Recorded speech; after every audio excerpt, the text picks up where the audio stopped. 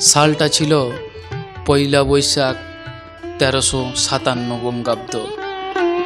নতুন বছরকে স্বাগত জানানোর জন্য আনন্দ উৎসবের ঘনঘটা। সবাই যখন আত্মীয় স্বজন এবং বন্ধুদের সাথে নতুন বছরের উদযাপন এবং শুভেচ্ছা বিনিময়ে ব্যস্ত, ঠিক সেই সময় শ্রী শ্রী ঠাকুর সকল ভক্তের উদ্দেশ্যে সমর্পণ করলেন নববর্ষের এই অশীষ বাণী, যা আজও লিপিবদ্ধ রয়েছে আশীষ বাণী গ্রন্থের 2য় খণ্ডে।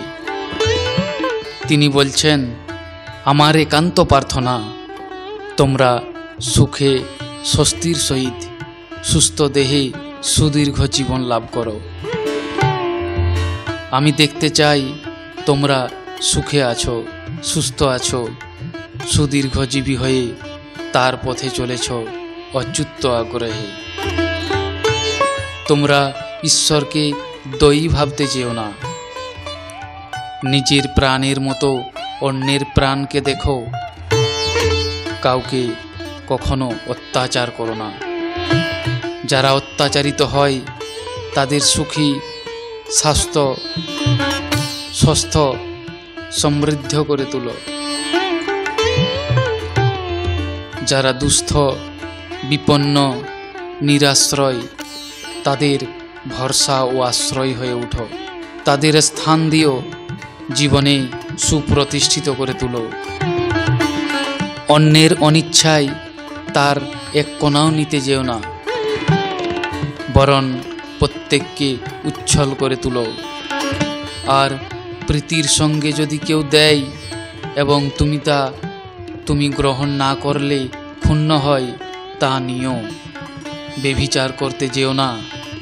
ব্যভিচার মানুষকে ভগবান থেকে দূরে সরিয়ে নিয়ে যায়। নিজের মতো করে পরিবেশকে ভালোবাসো। অন্যের সুষ্ঠুত্ব যাতে বজায় থাকে তার এতটুকু ত্রুটি করো না। তোমরা ঈশ্বরের পথে তপপ্রাণ হয়ে থেকো, ইষ্টে অচ্যুত ও সুনিষ্ঠ হয়ে। তোমাদের প্রতিটি পদক্ষেপ যেন এমন হয় তার পথে এগিয়ে নিয়ে যায়। স্বপারিপার্শ্বিক তোমাদিগকে প্রত্যেকে তা যেন সুখে সমৃদ্ধ করে তোলে। জীবনে যশে জয়ে যেন তারা উদীয়মান হয়ে চলে। নিবেদন আমার, তোমরা যদি সুখে থাকো, ভালো থাকো, অভ্যুদয়ী হও, তাহলেই আমি সুখী হব, ভালো থাকব। তোমরা যদি বিকেন্দ্রিক চলনে কষ্ট পাও, দুঃখে পড়ো, তাতে আমি প্রাণে বড় ব্যথা পাব। আবার বলছি, তোমরা সুখে থাকো, রোগ বালাই আপদ বিপদ মুক্ত হও, সুদীর্ঘজীবী হও এবং অন্য সবাই যাতে সুখী থাকে, সুস্থ থাকে, সুদীর্ঘজীবী হয় তাই করো, এই আমি চাই। যাজন যজন ইষ্টভৃতি প্রত্যেকেরই করণীয়। তোমরা সকালে সন্ধ্যা আহ্নিক সেরে তাকে রোজ কিছু না কিছু নিবেদন করবেই। এটা মানুষের জীবনকে সুস্থ, সংহত ও পবিত্র করে তোলে।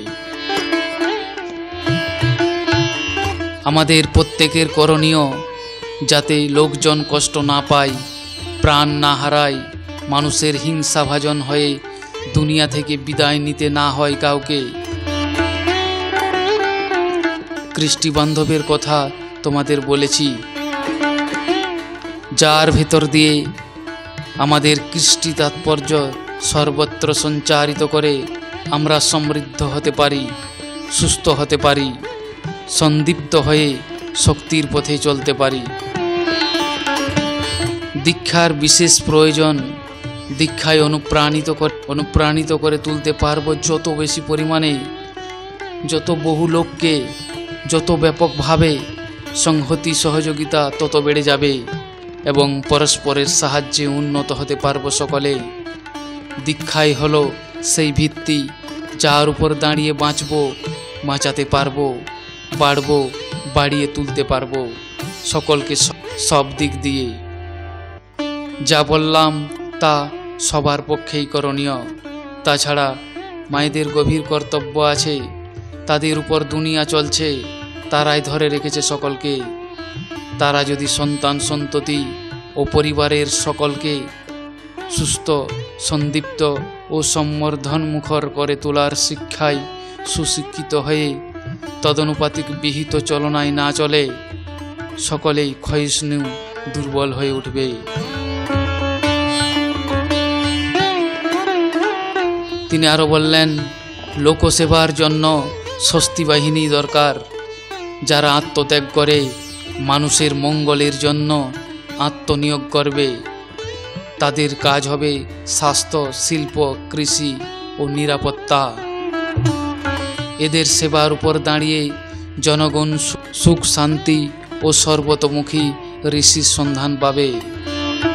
আমার এই আবেদন তোমাদের কাছে, পরম পিতায় আত্মনিবেদন করে এগিয়ে চলো সবাই আর তার পথে, তাতে প্রণত থেকে তার জয়গান গেয়ে।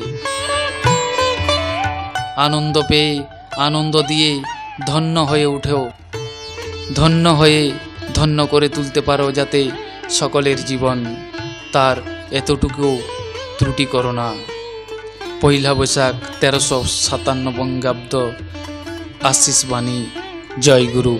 সকলে ভালো থাকবেন, সুস্থ থাকবেন। বন্দে পুরুষোত্তমম।